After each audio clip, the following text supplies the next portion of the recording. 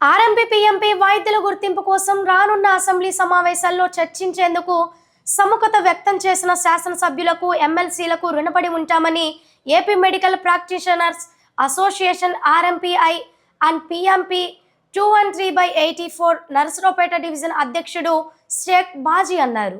ఈ నెల 10వ తేదీన గుంటూరులో నిర్వహించిన గ్రామీణ వైద్యుల మహాసభ విజయవంతమైన సందర్భంగా పాల్గొన్న వారికి కృతజ్ఞతలు తెలిపారు.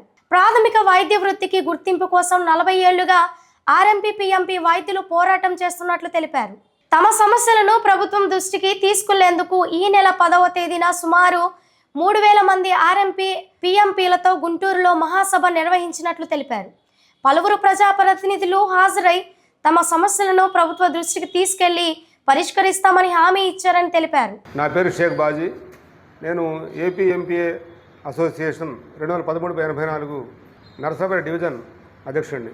మేము ఆర్ఎంపీ పీఎంపీ రాష్ట్రంలో ఉన్న అన్ని ఆర్ఎంపీ పీఎంపీ గ్రామీణ వైద్య సంఘాలు మొత్తం కలిసి జాయింట్ యాక్షన్ కమిటీ అంటే జేఏసీగా ఏర్పడి మన ముఖ్యమంత్రి వర్యులు శ్రీ నారా చంద్రబాబు నాయుడు గారి దగ్గరికి ఈ మన విన్నపాలు తీసుకెళ్ళి మా గుర్తింపు కోసం పోరాటం ఇది జరుగుతూ ఉంది.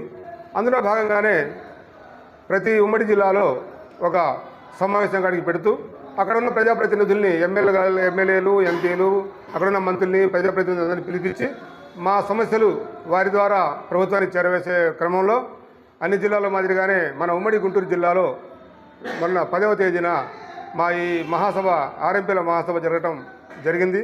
బాగా చాలా సక్సెస్ఫుల్గా జరిగింది.